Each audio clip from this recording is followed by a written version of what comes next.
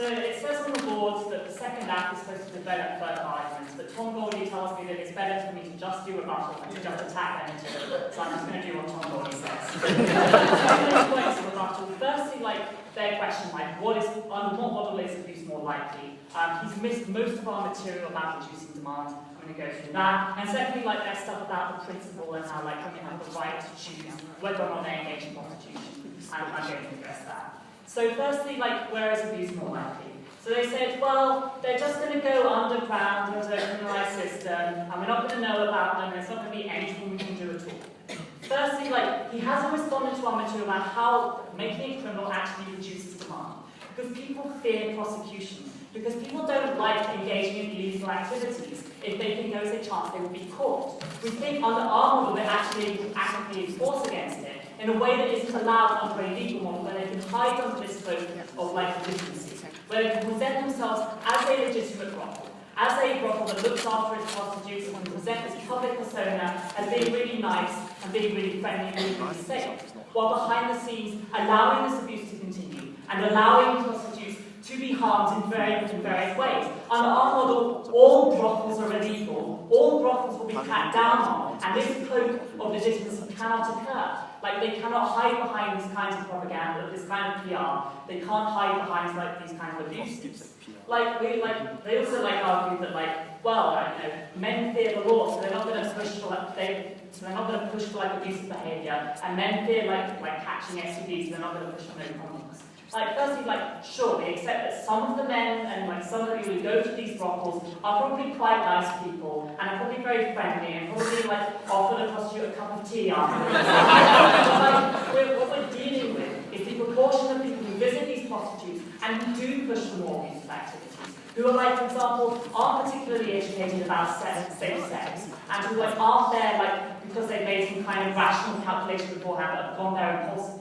These kinds of people are going to push for no condoms. They are going to push for perhaps more violent activities, but to satisfy one place they have that the prostitute may not want to engage in.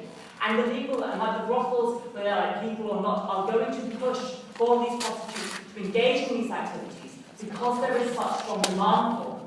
We haven't been able to totally eradicate the stigma around prostitution, so brothels are eager to keep their clients. They are eager to satisfy their needs. We think, therefore, there is definitely an impetus within legal brothels to allow this kind of activity to occur. And when this activity does occur, these prostitutes are harmed because they lose their choice, because they're trapped in this system where they're stigmatized, because of the language barriers we mentioned, and because of the issues of drugs that occur within prostitution. These women are very trapped in this industry. They aren't able to access, for example, unions and legal support they wanted to push, because they don't know about these things, because they've been pressured into these things by circumstances. Okay, they're primarily talking about the small proportion of prostitutes who do have these kind of choices, like the middle class prostitutes. We actually want to deal with the prostitutes who are oppressed, who are suffering under the system. What we offer is an effective way of enforcing, dealing with the issues and actively enforcing against this kind of abusive behaviour.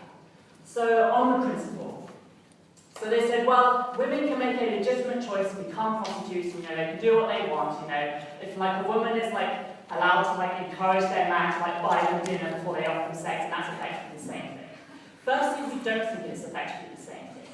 Because whereas in a dating context you're dealing with relationship building, and you're dealing with building some kind of connection where both parties mutually agree to something, when you go into a brothel, you hand over the cash at the door, and then you are supplied with a body which you can effectively use as you please. There may be some kind of mitigating, you may not be able to murder them, but there are definitely some form of there's definitely some, in some sense it is a relationship in which you have a body in which you are able to do what you want to.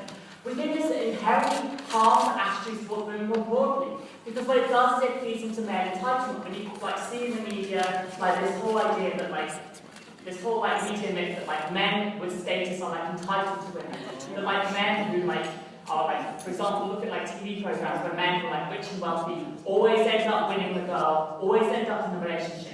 This whole perception that if a man is nice enough and a man has status enough, he is able to acquire a woman, and he has earned that woman. We don't think that is the model for sexual relationships. We think sexual relationships should be based on mutual consent.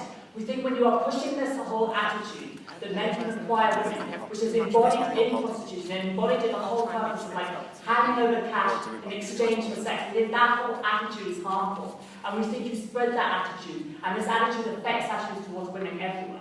We think it changes the way in which men see women. If they see women, like, for example, depicted in the media as prostitutes, and they see them depicted in real life as prostitutes, see them as people who can be acquired using money, we think that is a harmful thing to like, that's a harmful idea to be spreading. We think what we do on the Armour Boys, we change that culture. We say that is not how sexual relationships are supposed to work. We don't think it's a legitimate choice for a woman to engage in activity that harms attitudes to women and causes violence against women elsewhere. We don't think that is a legitimate choice when those kinds of harms. They also say, well, it's no real different to hard labour, because, you know, let's say you work in a mine, you're still using your body, so it's kind of the same. We don't think that is a legitimate comparison, because sex is something that is very personal, that affects you in a different way than, for example, like having something with your hand. We think engaging in a sex act affects you in a comparatively different way. It is an irreversible harm. Once you've been in prostitution, there's a stigma that you cannot get rid of. We think this is a very distinct approach from hard labour. We're proud to thank you.